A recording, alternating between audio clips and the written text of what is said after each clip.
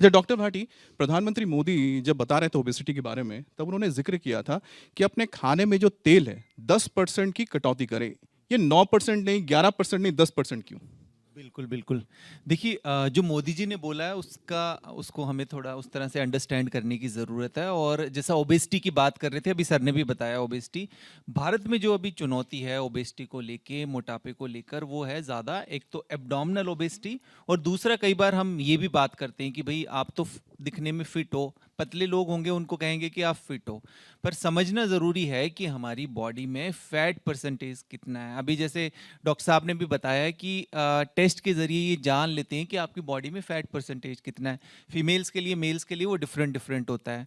तो हम जितने भी जांचें करते हैं उसमें ये देखते हैं, खास तौर पे यंग में, यूथ के अंदर फैट परसेंटेज ज़्यादा होता है, मसल परसेंटेज कम होती है।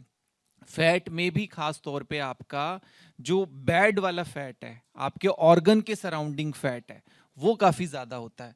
तो ये जो है ये सबसे ज्यादा खतरनाक है। कई बार अब देखते भी है, टेस्ट भी करते हैं, ऐसा नहीं है कि जो दिखने में पतला है, स्लिम है, उसकी रिपोर्टें ठीक आती हो। उनकी रिपोर्टों में सबसे ज्यादा उतनी प्रॉब्लम मिलती है जिनका जो ओबीज है, वजन ज्यादा है। तो इस वजह से इंडिया भी एक एंडेमिक बन चुका है, जो खास तौर पे वजन ज्यादा होने का। और सेम वजन ज़्यादा है, आप ओबीज हैं, तो वो भी बॉडी के हेड से लेके टो तक हर एक ऑर्गन को अफेक्ट करता है। और जैसा मोदी जी ने बताया वो 10% फैट कम करने की, ओवरऑल हम इंडिया की ट्रेडिशनल डाइट की बात करें तो उसमें 3 चीज़ें बहुत ज़्यादा इस्तेमाल करते हैं, जिसमें कार्बोहाइड्रेट हो गया, फैट हो गया, या फिर शुगर का जैसा हम बात करें इस्तेमाल करते हैं।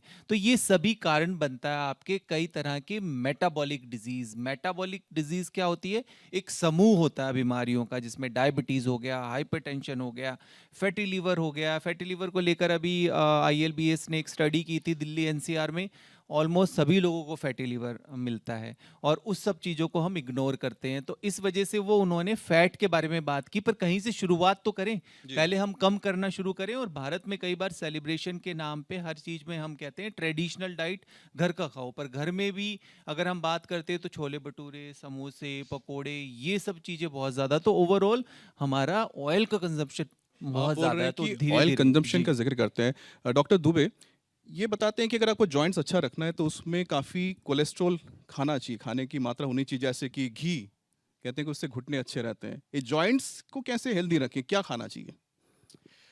अ, देखिए ऐसा नहीं है कि आप कोलेस्ट्रॉल या घी खाएँगे तो वो ऐसा मिथ है कि आप घी खाएँगे तो जोड़ों में चिकनाहट देगा, क्योंकि घी कभी जॉइंट के अंदर नहीं जाएगा जो आप पेट में खाएँगे उसको।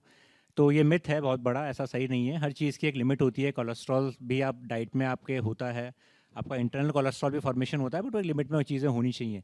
बट जैसा इन्होंने पूछा कि डाइट क्या हम लें, तो अभी मैं देख रहा हूँ कि ज़्यादातर जो रील्स आप देखते होंगे सोशल मीडिया पे, रील्स या वीडियोज़, कई तो एक्सपर्ट डॉक्टर्स होते हैं जो आप को दिखाते हैं, बट कई लोग ऐसे भी हैं जो जो उस फील्ड से जुड़े हुए नहीं है, बट वो आपको नॉलेज देते हैं। So this is wrong information. उसको सुन के बहुत सारे लोग ऐसी डाइट फॉलो करने लग जाते हैं जो आपके लिए सही नहीं है। एक डाइट सभी लोगों के लिए सही कैसे हो सकती है? Is it possible?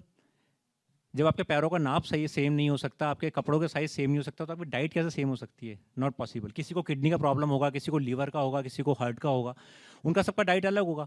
तो कभी भी ऐसे रॉन्ग इन्फॉर्मेशन को फॉलो नहीं करें, क्योंकि वो आपको नुकसान बहुत ज़्यादा पहुंचा सकती है। सो अगर मैं सिर्फ बोन एंड जॉइंट्स की बात करूं, तो डेयरी प्रोडक्ट्स जो हैं वो आपकी बोन एंड जॉइंट्स को हेल्थी हेल्दी रखेंगे। डेयरी प्रोडक्ट्स में आपका दूध, दही, पनीर, दही इज़ मोर इम्पॉर्टेंट दैन दूध। उसमें ज़्यादा अच्छा न्यूट्रिशन होता है, प्रोबायोटिक्स होते हैं।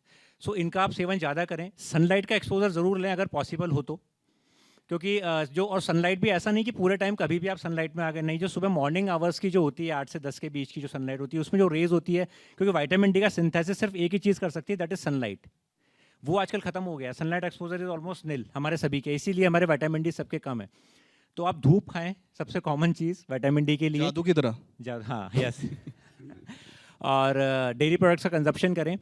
एक चीज़ मैं और बताऊंगा, कोलेजन आपने सुना होगा। कोलेजन का नाम सुनते ही जो स्पेशली जो यंग फीमेल्स होती है उनको स्किन की ग्लो याद आ जाती है कि हमारी स्किन ग्लो कर रही है, कोलेजन लेना चाहिए वो।